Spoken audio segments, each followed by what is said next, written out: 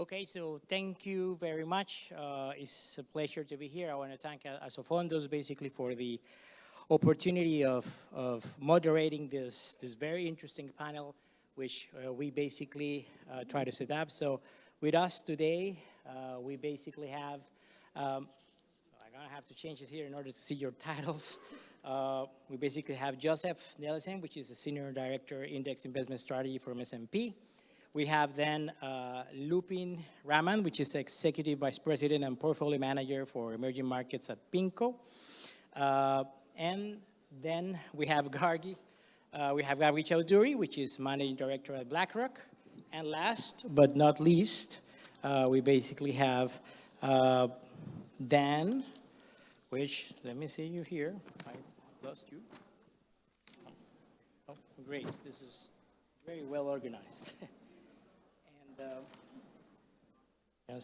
Dan Gerard, which is Senior Multi-Asset Strategist of State Street. So the idea here is that we basically go and try to talk about how to turn the scenario and the environment that we basically described, maybe some part of it in the previous presentation, and then try to turn it into the questions that everybody's asking in terms of portfolio allocation. So I would like to, in order to set the tone and to have a nice discussion just to begin with, to try to begin with Gargi and basically ask you about how would you describe the current macroeconomic outlooks in terms of inflation, in terms of rates and liquidity, of course, in a setup of risk aversion and volatility as the one that we currently have. It's so great to be here. Thank you for having us all, and we're very excited to be here to talk a little bit about the global economy. I know that just the panel before spoke a lot about the local economy, and that was amazing. But we'll take the lens a little bit further out. And thank you, Marie, for the question. And I'd love to start with your first point, which was around inflation, and then tie that into how we're thinking about interest rates globally and how that permeates into the liquidity conversation, because I think that's a really important one. So inflation, obviously everyone here has felt it. No matter where you live in this planet, you have felt rising inflation in goods, in services. But the good news, at least the good news for right now, is that we have seen the peak of inflation past us. So whether that's in the US, where the peak of inflation was at 9% and now it's come down to about 5%, whether it's in the Eurozone or in UK, where inflation has come down from double digits to high single digits, the peak has gone. And that's something that we can perhaps begin to celebrate a little bit. But at the same time, while the peak of inflation has gone, what is really important for us to remember as investors is that we're not going back to the pre-pandemic levels, which was, across the developing market, or across the developed market, was 2%. We're not going back to 2% anytime soon. And that's really important for your portfolio considerations, because central banks in a world of above 2% inflation can't cut rates to zero as easily. And I think that takes me to my second point, which is that even though inflation has peaked globally, certainly on the goods side of the economy, we're beginning to see a little bit of goods disinflation. That's likely to continue. Services inflation remains very strong, and as a result of that, we expect inflation in the US to be around 3%, inflation in the Eurozone to also be around, call it 2.5% to 3% for the medium term. And that means that most central banks actually will not be able to, no matter what happens in the next crisis, will not be able to take interest rates back to zero as quickly as they had done in previous crises, because you do have to have this trade-off between higher inflation and interest rates at zero. And in this environment, sort of thinking about where you want to asset allocate, which I know we'll speak a lot more about, is really important. So higher interest rates, higher inflation, which brings me to the last point that you asked, Munir, around liquidity. I think what we've seen this year has been that, even though volatility has been coming down in the equity markets, volatility in the fixed income markets globally has been very high. Liquidity has been continuing to be something that's forefront. And especially when we think about declining central bank liquidity, declining M2, which of course we know is very important from a liquidity standpoint, we think that adding that liquidity element, whether you want to use that with futures, swaps, or ETFs, remains so crucial in a portfolio. So I will stop there and hand it back to you. Great, excellent. Thank you very much, Gargi.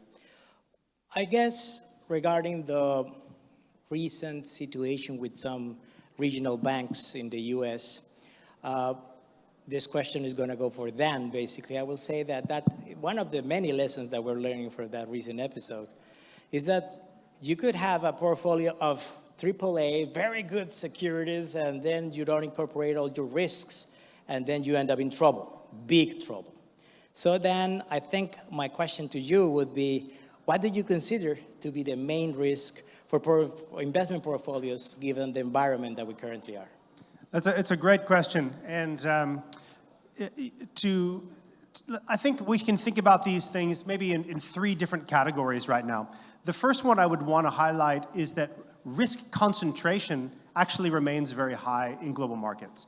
And this is something to note. It's notable for the fact that it means that we're still in this macro-driven market where it's not so much about whether it's a country level on a current account deficit that's improving. It's about these major factors that are driving volatilities in markets. So how do we measure that?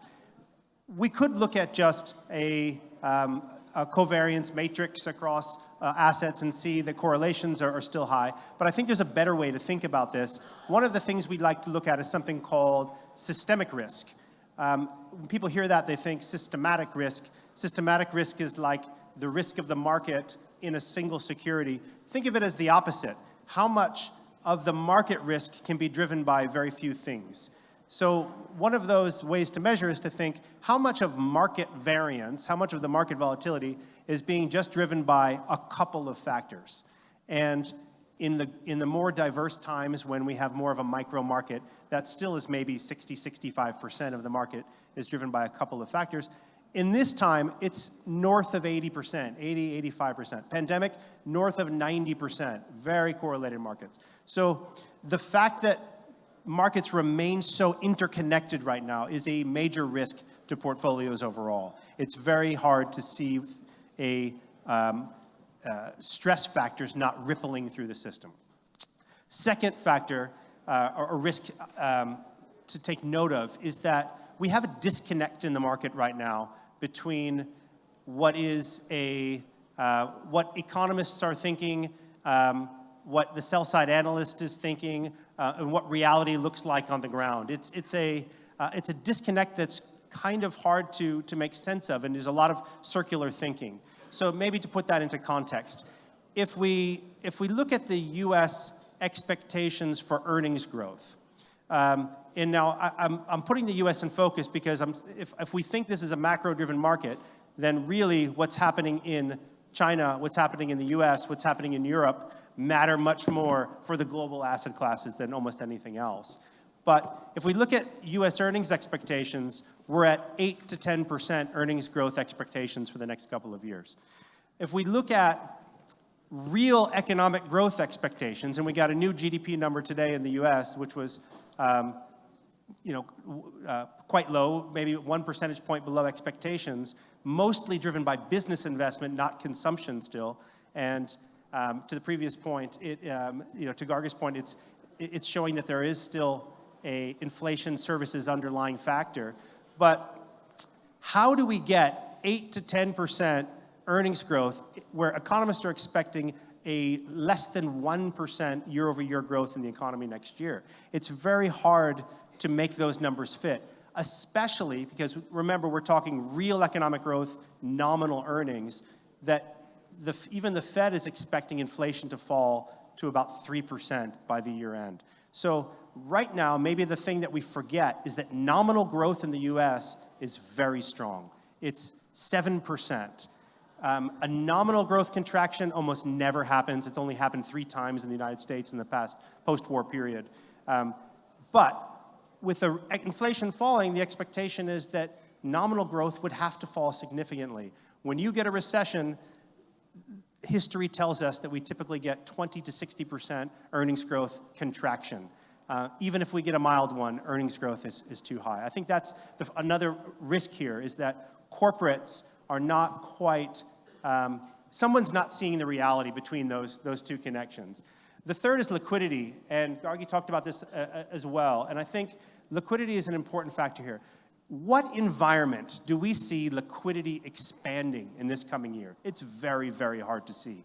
I think we're almost past the points where rates even matter at this point. A rate cut, even if we do get a rate cut, which I think is highly unlikely in this inflation scenario, does a rate cut here expand the major drivers of credit expansion in the United States, or even globally?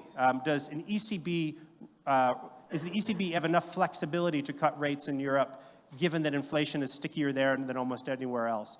Does the Chinese focus on a consumer demand and credit extended to supporting consumer growth impact the rest of global liquidity, given that they are not focused on infrastructure and materials building right now? It's very hard to see that happening. So I think those 3 risks, a draw in liquidity or a tough liquidity environment, means that assets don't outperform their earnings. Earnings that are probably too high means that you get an earnings growth, an earnings recession of sorts, or a contraction in earnings expectations. And a macro risk environment means that that will ripple through the economy. So I'm actually quite concerned that we're really going to be talking about relative performance of assets and not absolute performance in the coming year. There are good stories. We'll get to them in a little bit, but let's focus on the depressing ones for a minute. Excellent. Thank you very much. So, Lupin, given your expertise, of course, on emerging markets, I think we all will love to know specifically what investment opportunities and, of course, risks do you see for and identify for the current scenario for EM? Sure, and it's a pleasure to be here. Can you hear me? Yes. Excellent, excellent. It's a pleasure to be here as always, particularly in this current environment. You know, one thing that characterizes the global investment backdrop right now is that it's the global factors that are driving investment returns. So when you're thinking about your portfolio construction, it really is being driven by what we're seeing in developed markets, whether it's the central bank forward rate forecast, the dollar view, or even stresses in the financial system, as we saw in the regional banks in the US and in Europe. So that is quite critical in thinking about global risk and EM beta. One area where I really see value is essentially EM credit, which to a certain extent has been relatively de-linked from some of the stresses that we're seeing in developed markets. If we take a step back and just look at the broad yield backup that has occurred in fixed income, this yield cushion really offers quite a significant offset to some of the downside risks that we are experiencing in the global environment. Add to that EM countries essentially were way ahead of the curve in terms of hiking, in terms of securing their balance sheet, whether it's from the sovereign perspective or the local corporate perspective, as well as thinking about how EM regulation, through the series of crises that emerging markets have experienced since the 1980s, really have made a banking system regulatory framework that is extremely robust, particularly in times like this when liquidity lines are really important. So I think emerging markets from a macro perspective are very well positioned and ahead of the curve. We're also being supported by the Chinese reopening, which means that there's a segment of emerging markets where, to some extent, you can essentially hide from some of the woes that we're seeing in developed markets. Now, having said that, EM is not a monolith. There are various asset classes within emerging markets, and there's quite a lot of differentiation within this asset class. even within the emerging market credit section. So that's where you really want to be quite selective in the kind of risk that you take exposure in. And here we really see a lot of value in the triple B, double B portion of the asset class. This is the part of the asset class where essentially you are quite high up in the credit spectrum. You're also getting paid for some of the liquidity risk because of the large outflows that we had in 2022.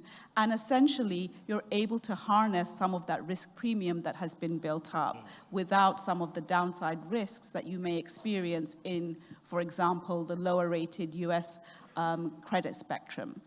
The other area where we do see some attractive opportunities coming out is in the private sector. And here we've had quite a lot of focus in US and European private credit, but EM can be part of that investment thesis as well. When you're looking at secured EM exposures in this part of the asset class, you could pick up to 3% liquidity premium. So for asset managers like PIMCO that are able to be providers of liquidity during market stress, these are really good opportunities for us to pick up. Excellent. Thank you very much, Lupin.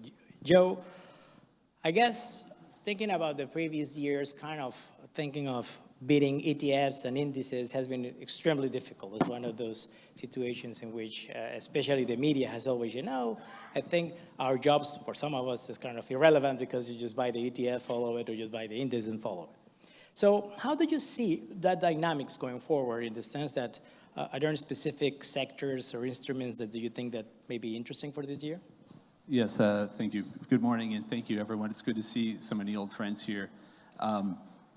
I don't know if you use the word impossible. It's not impossible, and I think what you're referring to is a research report that we at S&P have been producing for exactly 20 years now to kind of answer these questions. I'm hearing a lot of expert views to all my colleagues on the right around macro and around the drivers of assets, right, coming from top down in many cases, and you talked a little about the idiosyncratic risk with some of the banks, for example.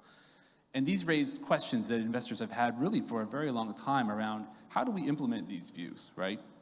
Do we use increasingly available indexes, ETFs, swaps, things like that, or do we go with active management?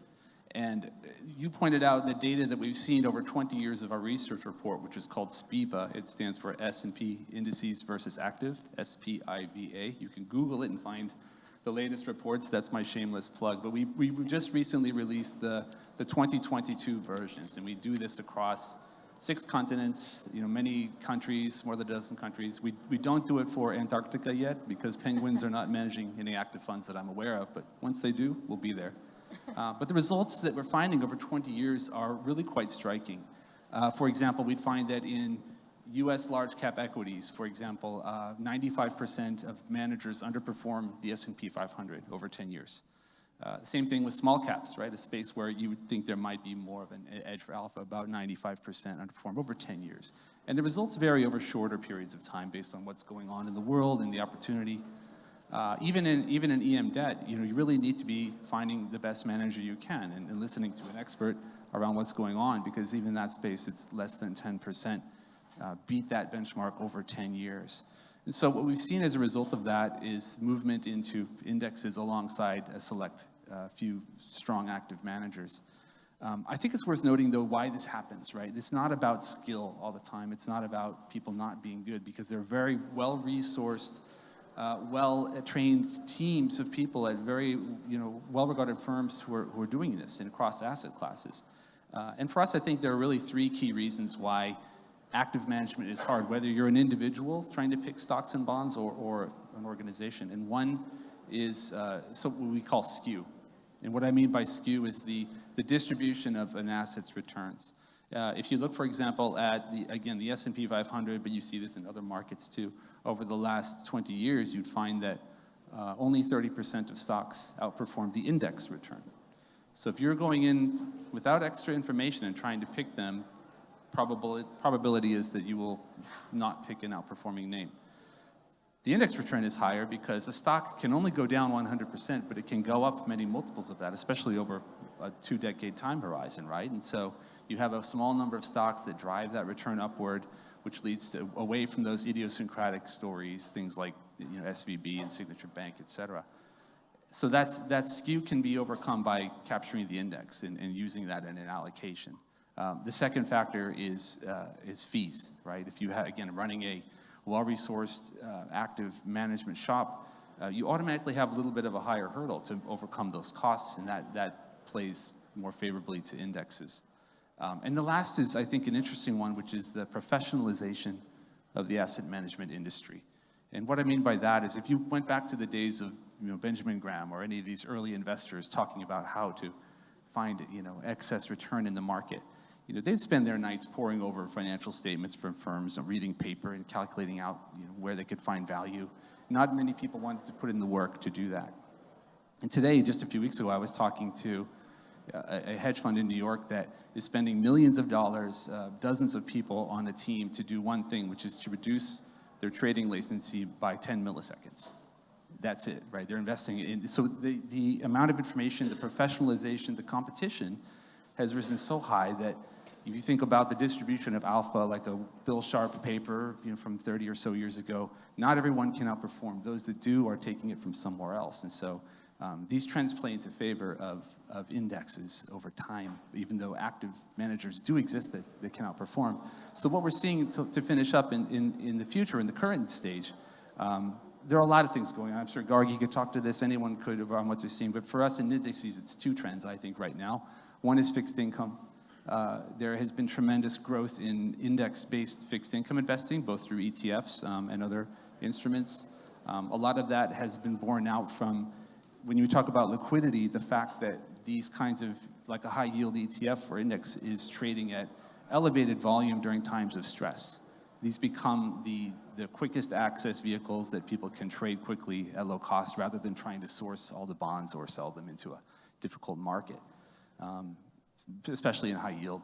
And the second thing is sectors, right? It's an old, kind of an old-fashioned thing to think about financials or energy companies or information technology, but it works. It really works because you have 11 sectors now. They're defined the same around the world. There are all kinds of instruments to access those. And what I see from active managers and individuals is using those in an allocation to be cyclical, right, when they're constructive, and to be defensive with things like consumer staples or utilities, and looking at the dynamics of how these sectors work together. And a lot of that, I'll finish with this, that interest and flow in sectors has come from things like factors or other, maybe a little more, narrow strategies that people are finding are interesting to look at the portfolio level, but harder to manage at the allocation level, the way that they can use these kinds of things as building blocks of an overall portfolio. Very interesting. Thank you very much, Joe. Lubin was mentioning something quite interesting that I guess I would like Dan to also have your view in terms of this difference in terms of investment opportunities of developed world versus the EM world. So Dan, I would like if you could tell us what investment opportunities do you see? Is there any difference between emerging markets and the developed world? I like that transition. You had me talking about the pessimistic risks, and we can talk about optimism now with the opportunities. I think that's great because I see emerging markets as having tremendous opportunities now. And oftentimes we're thinking in our world about some of the shorter term drivers of rates and rate differentials and growth differentials. But when we look a bit longer term and we pull the window out, emerging markets is really exciting for a number of reasons. And especially in this world where we have this tremendous pull between two of the world's biggest economies in different directions. And China's pull is really supportive of emerging markets growth in this environment. And maybe it would help for a second to just remind ourselves what emerging markets is now. If we think about the 150 years history of emerging markets here in company terms, I promise I'll do it in 10 seconds, not 4 hours. We had EM originally was these companies that were created to support the growth of the developed world, value. That was materials companies. The transition then became the companies to finance the growth of the emerging market. So you had materials and financial companies, still value. And now we've jumped to this new part of the world, of our history, interrupted by the pandemic, which is emerging markets companies that are serving the rising middle class and economic growth of the emerging markets themselves in that transition, which is growth. So you still have this breadth of value in emerging markets, but you have this market cap of growth, which is tremendously exciting. And the opportunities in equity space, especially in emerging markets Asia, where you have a world that is still dependent on the value and financials companies of emerging markets, but also increasingly dependent on the technology sector and the applications of those technology items or those technology inventions within the world. This is an exciting piece of long-term growth that is hard to see anywhere else. In currency space, if we talk about equities first, and let's jump to currencies. Currencies are a much harder place to be right now because almost everything seems fairly valued. If we look at it in terms of where do we get some kind of high carry to vol based on how it's valued over its longer-term valuation, anything that has a high carry to vol is actually pretty overpriced at this point, or expensive. And anything that doesn't have any carry to vol is actually pretty cheap. The stuff that has a high carry to vol but is cheap, and we can put Colombia in that portfolio actually, it's mostly LATAM, in fact, where we have these currencies that have a high carry but are undervalued. Well, what is the reason? Political risk. We understand that political risk is one of the major drivers here. When we see opportunities where we can move past political risk, there are some fantastic opportunities in Latin American currency especially. And then finally, in the fixed income space, what do we like in emerging markets debt? And I think we should think of it simply as, where do we see places where we saw the country's policies get way ahead of inflation, got the rates higher fast enough, where preventing the outflow of capital, and where we see now a position where growth is recovered, countries can support growth better, and where inflation is rolling over comfortably, not dramatically, reflecting some kind of demand pull. And overall, it's probably a little bit too early for some of those stories to come through, but perhaps Brazil is one of the best spots in that environment. And I'm sure others on the panel will have their thoughts on this as well. But those are the kind of characteristics I would look for in this environment. Munir, can I add something Please, to that? go ahead, Gagi. I would love to. So in life, none of us should ever think about what other people are doing or what they're saying. But as investors, we should always think about what other people are doing and what they're saying and how they're positioned. So to the EM conversation, I want to add and fully agree with what Lupin and Dan said in terms of the attractiveness that is extremely profound, especially the carry to vol point that you made, and in a declining dollar environment and in a slowing growth, the rate story really matters.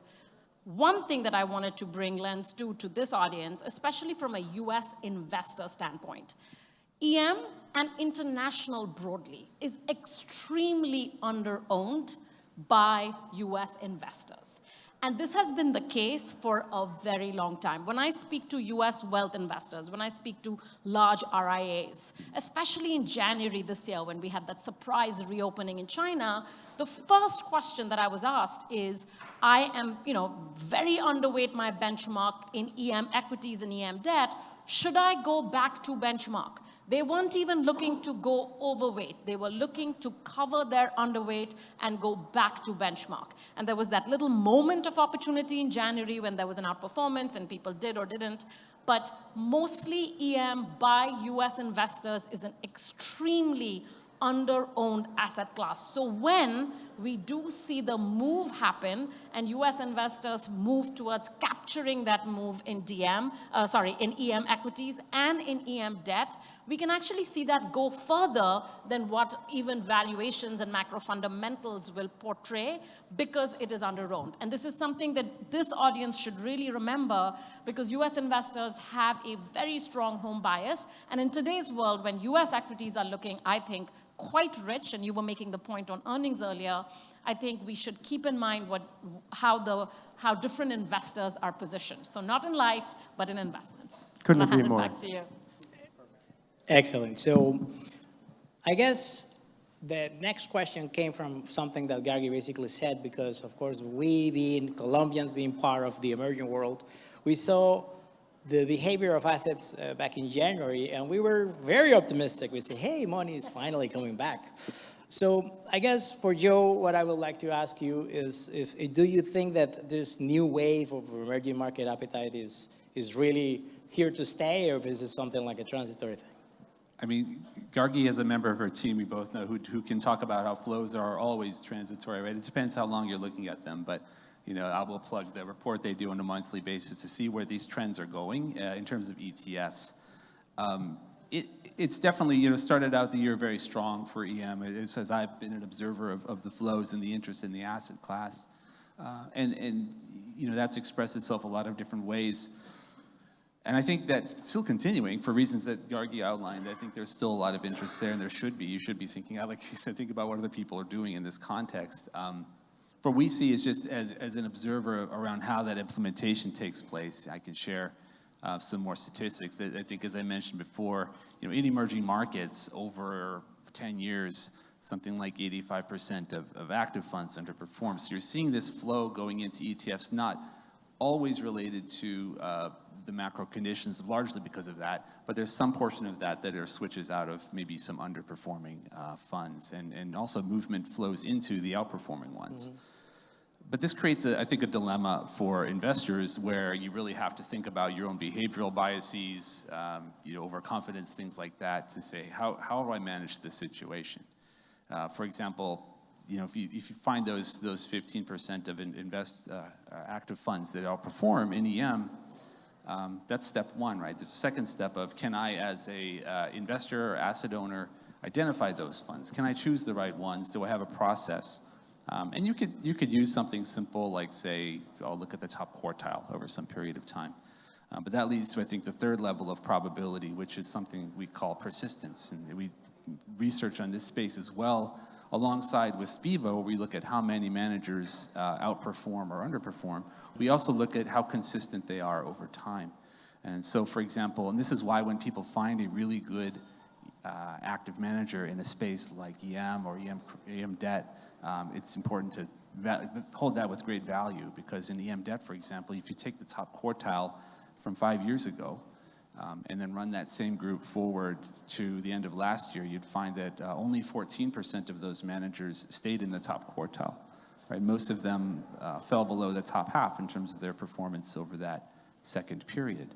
So we are seeing investors who do a lot of diligence, thinking about not only the returns, but the risk profile, the opportunity set, including private assets, where I think there's maybe a difference versus indexes in a significant way. And then they're also augmenting that with ETFs, places they can put in countries and do some, you know, things around relative value. There are growth, as Gargi said, you could do factors internationally, all of these different dimensions that feed into an active and passive portfolio. And the last thing I'll say on that is, even though we use the word passive in the title, in the reports, I'm of the view that nothing is really truly passive, right? None of us are doing anything just backing away from the world. Otherwise, you wouldn't be here, right? We're all making decisions. Even an index like the S&P 500 has rules around what goes in and what goes out, how they're weighted. So those are active decisions that someone made. It's not ChatGPT, it's a human, right? That decided at some point how to implement these rules. And don't get me started on AI. We can talk a lot about that and the impact here. But the point is that I think indexes are part of the mix in EM in a broader way than ever. There's much wider range available in the index space, in the ETF space, and the primary users of these indexes are people who are actively implementing views like the ones we're hearing today. You're touching, Joe, a very interesting topic, which I think is very interesting when you're considering portfolio allocations as well as diversification. So I would like to ask Gargi specifically a little bit about that, specifically how can portfolio be more efficiently diversified and given the risk that we currently face? Sure. Yeah, so I think especially because last year was such a just horrendous year for markets.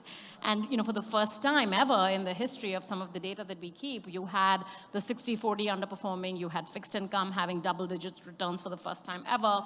I think the diversification question is very important today.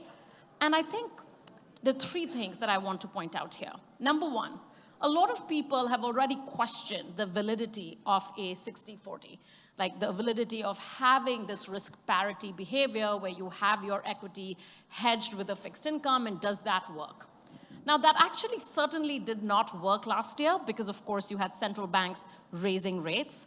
But to the extent that many developed markets, central banks have done with the majority of their rate hikes. So I think that's important to note. They have done, not with all of their rate hikes. I think the US is certainly going to raise rates next week, and they're going to, in our opinion, pause there after raising rates to a little over 5%.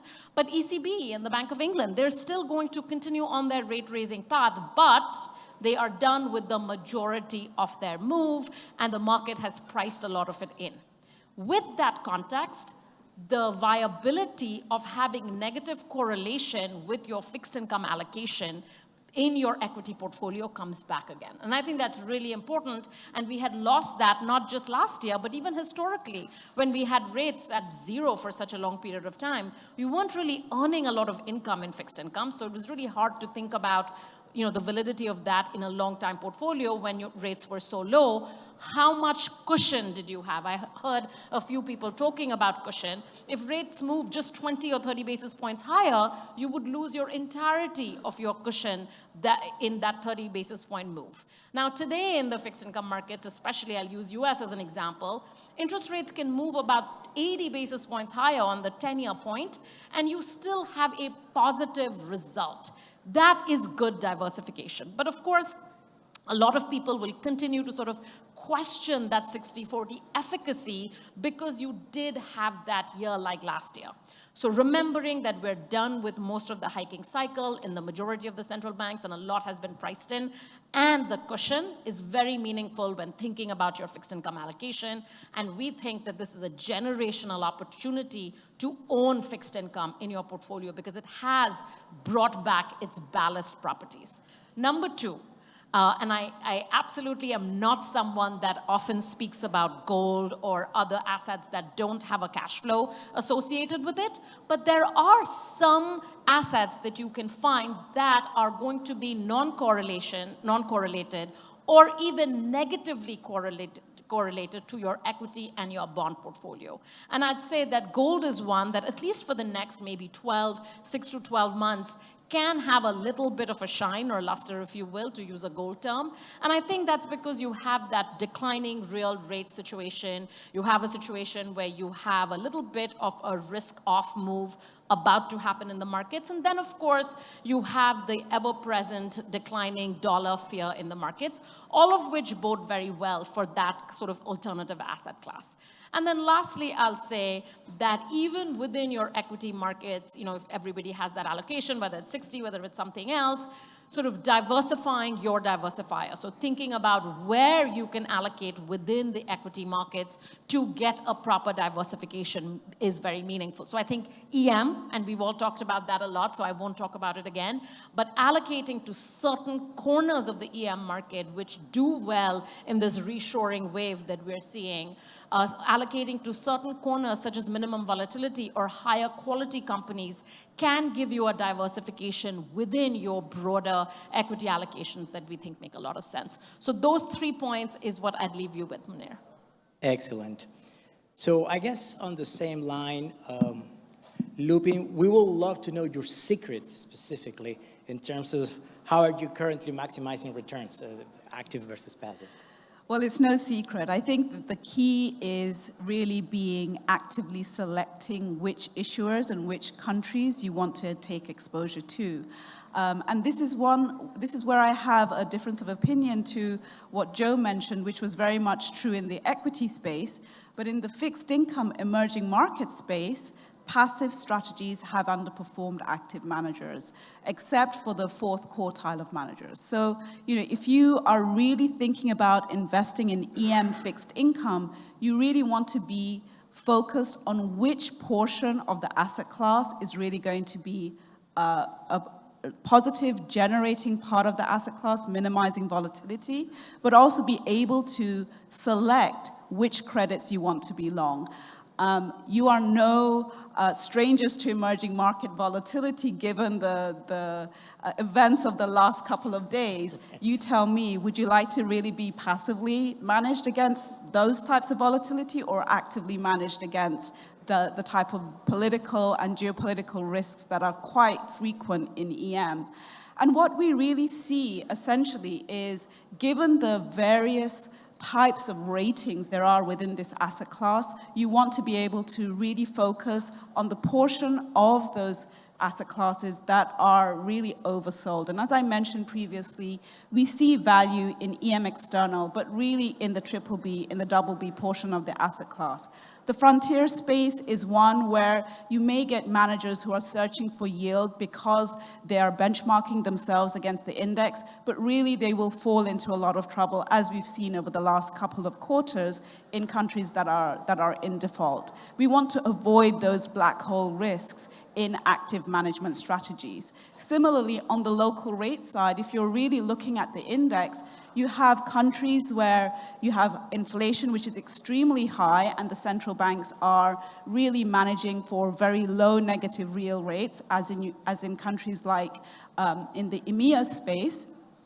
Or you have LATAM, where you have very high real rates, and that offers you some buffer against some of the volatility that you can find. But even then, you cannot simply be blanket in your investment approach and go for positive real rates as your investment strategy.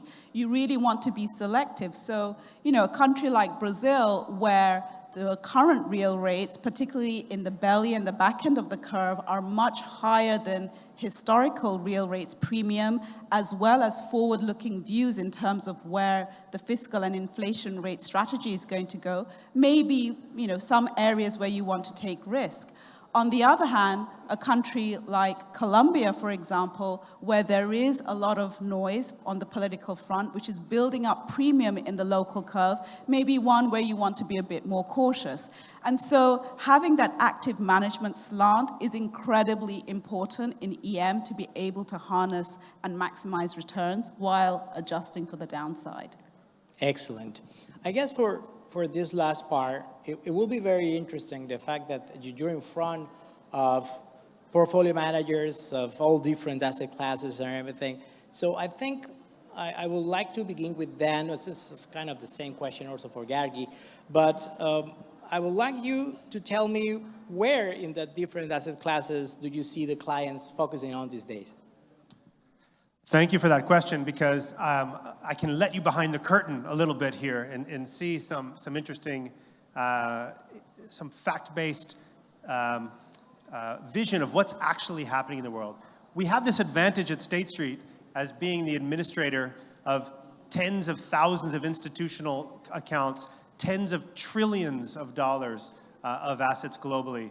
Now, we can see in an anonymous, aggregated way. I'm not looking to see what Lupin is doing or what Gargi's fund is doing, but in an aggregated way, what's actually happening in these institutional accounts.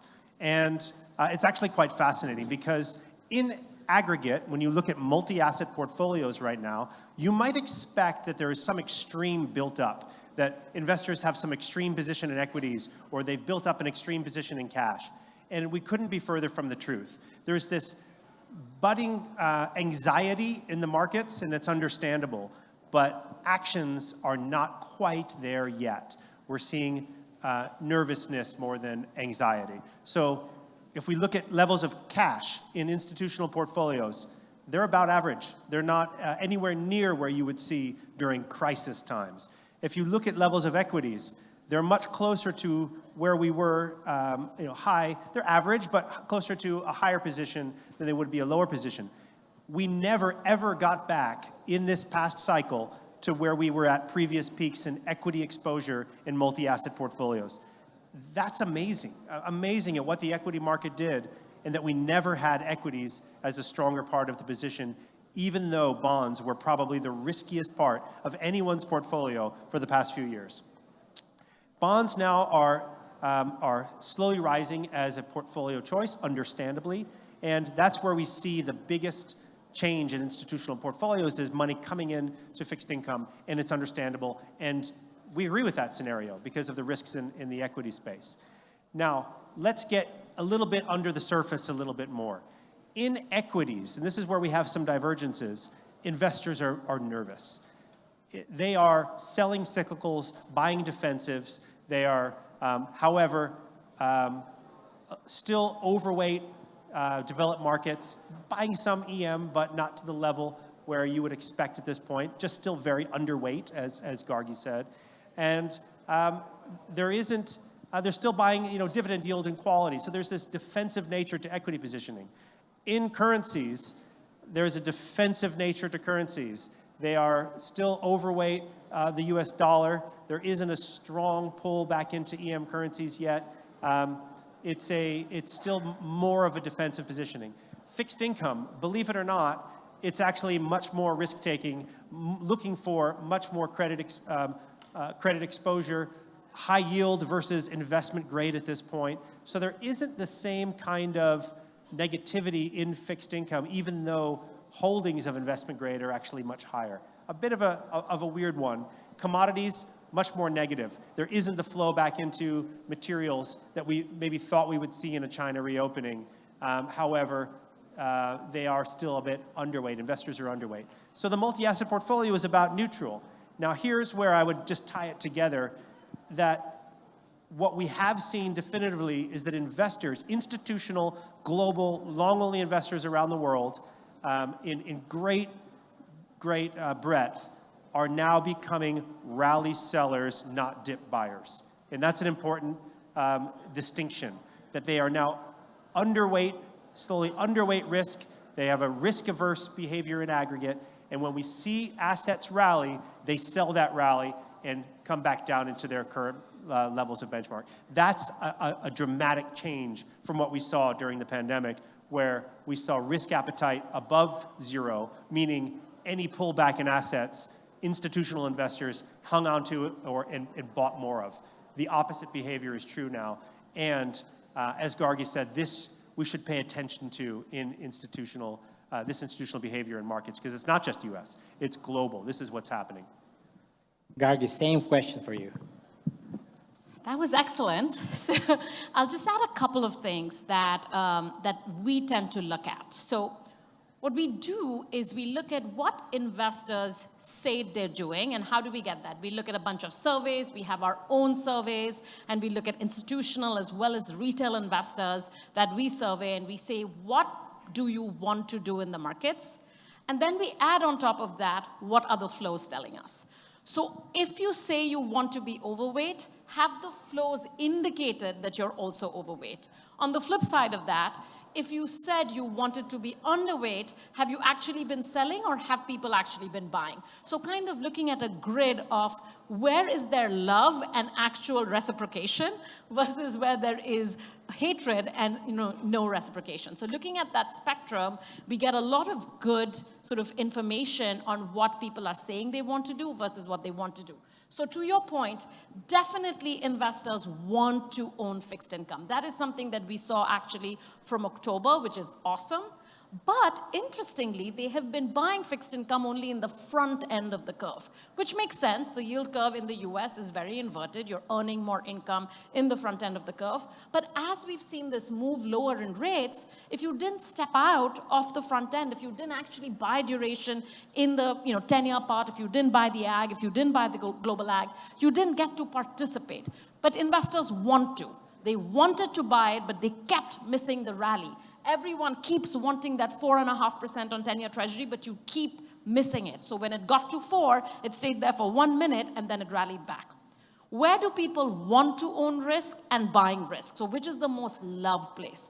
I would say people have wanted to own technology, and they have slowly, technology sector within the US market, and slowly have been gravitating, very, very slowly. That's been a move sort of from February, March of this year, where they, to your point, have been moving defensively, but they have wanted to do that for a while.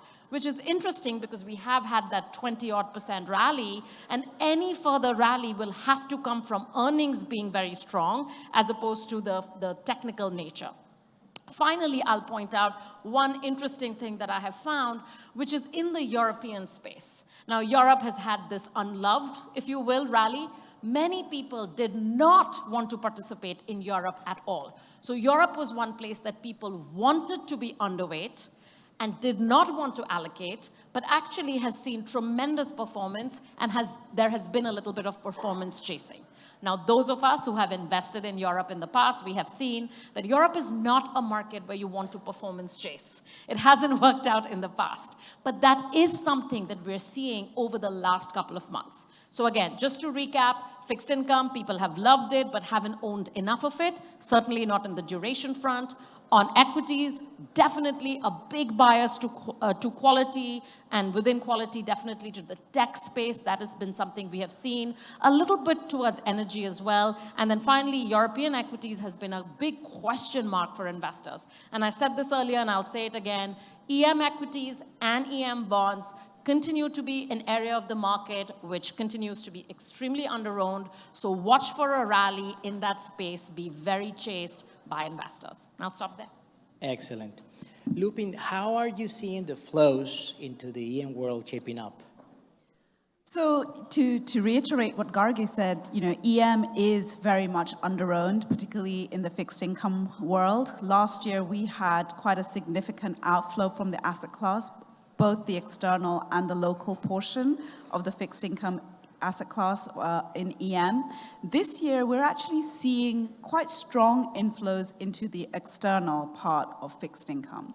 And this is partly from mandates that never were allocated to EM, so that is encouraging in terms of that US investor that wasn't allocated to EM stepping in, as well as existing EM clients coming back. So it's a really interesting mix.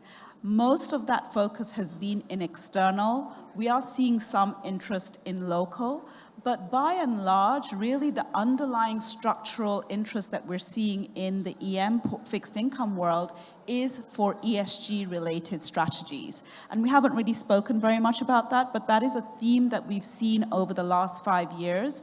In the drawdowns of 2022, those strategies were the ones that were much more stickier than the other non-ESG portion of the asset class. And interestingly, those were the first ones where we were seeing institutional mandates, particularly in the US and EU, coming and stepping in primarily. The other theme that we're seeing in terms of just the narrative and the focus of our clients is an increasing focus on strategies which are ex-China. And this has really come about post the Russia-Ukraine war. We haven't also spoken about geopolitics, but that is a significant concern amongst EM investors that we've seen really grow over the last 18 months. And the reflection of this increase in mandates ex-China is a reflection of that. Excellent. I guess, Joe, given the fact of your background, we would like to know what's kind of the demand or what clients are basically asking in terms of the development of new ETFs and indices.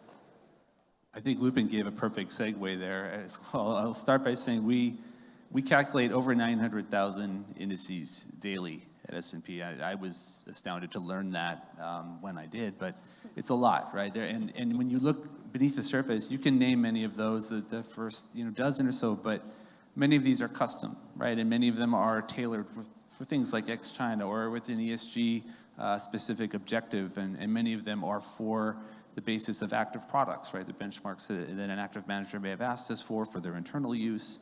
Some are used for indexes. I think that's definitely a theme we're seeing too, is that kind of customization with an ESG approach, probably in two dimensions. One, for the more internally managed types of clients, think about pensions, for example, who have a specific mandate. They may give a very clear guidance on the kinds of ESG metrics they're looking for, maybe even specific companies they want to screen out, and we can support that. The other side of it is for the investor perhaps is newer to the ESG space and wants to be able to enact the same kinds of strategies, the same kind of asset allocation they've done before without having to add a third dimension of considering ESG, even though they want that portfolio to be lower on carbon, higher on social governance, et cetera. They don't want that to be altering the performance, essentially. And so a lot of the work we've been doing in indices is creating low tracking error versions of ESG, like the S&P 500 ESG, for example, which tracks very tightly to the normal standard version of the index, but has a significant reduction in certain areas that you want to reduce or improve. So that feeds into the trends. We're seeing this in sectors as well, where we've just launched in Europe some ESG sectors that, again, behave like the normal ones do. So you can use them in that traditional sector tilting approach. But I think that's where we're seeing a lot of the innovation. And again, to go back to fixed income, that's a space where I think there's a lot more to come in indices. We're starting to see more of a proliferation there, not nearly to the level we've seen in equities yet. And I would agree with you in fixed income with something Lupin says is important, that even in SPIVA, where we find that most, not all, managers are underperforming an index over time, that number is a little bit lower in fixed income, generally speaking, across the board. I think reflecting some of the dynamics there that may come down to the issuer level and really knowing those securities better that play to their favor in ways that perhaps are harder in equities. Great. I think we could definitely all agree that, of course, these are definitely dynamic times, and in that sense, we have to be always looking at what experts, like in this case, this very nice set of experts have to tell about all the situation and market allocation and risk. So with this, we're going to end today's panel. So thank you very much to our panelists, and thank you guys. I guess now you're free to go to lunch. Muchísimas gracias, señor.